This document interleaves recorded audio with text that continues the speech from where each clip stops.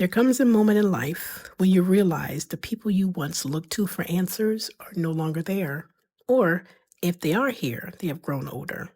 Their voices have softened, their steps have slowed, and suddenly, without ceremony or announcement, you find yourself standing where they once stood. I've been thinking about that lately. Not aging, eldership. The two are not the same. Age happens automatically. Eldership, I think, requires more intention. Growing up, the elders in my life seem impossibly certain. My grandmother, my aunts, my OGs, these are my little old ladies in the community. The older women who always appeared to know exactly what needed to be done. And as a child, I assumed they arrived in adulthood fully formed, confident, wise, sure of themselves.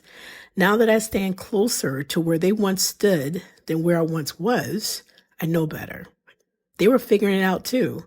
The difference is they kept going. Maya Angelou once said that when you know better, you do better. Simple words, but they carry a profound responsibility because knowing creates obligation. Wisdom asks something of us. It requires us to become accountable for what we have learned.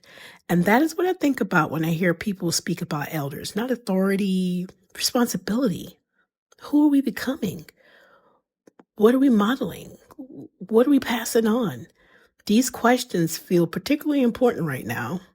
We live in a culture that prizes youth and visibility. The loudest voices often receives the most attention, but some of the most important work still happens quietly.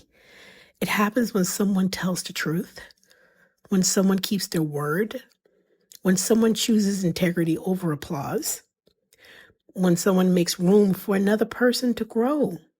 That is elder work, not perfection, presence, steadiness, care. I think about my kids often when I reflect on this. I think about what they learned simply by watching me navigate the world. Not what I say, what I do. The same is true for all of us. Whether we realize it or not, someone is learning from our example, a child, a colleague, a neighbor, a friend. And perhaps that realization should make us more thoughtful, not anxious, thoughtful. The elders who shaped me were not remembered because they were flawless. They are remembered because they were faithful. They showed up, honey. They cared.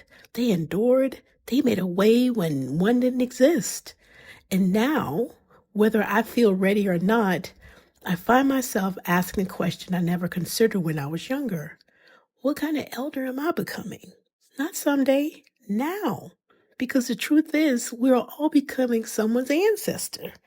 Someone will inherit the consequences of the choices we make, the stories we tell, the values we live by, the courage we demonstrate or fail to demonstrate. That realization does not frighten me. It focuses me. It reminds me that wisdom is not something we collect. It is something we practice. And perhaps that is what becoming an elder really means. It's not reaching a certain age, but becoming the kind of person whose life offers shelter, guidance, and hope to those who come after.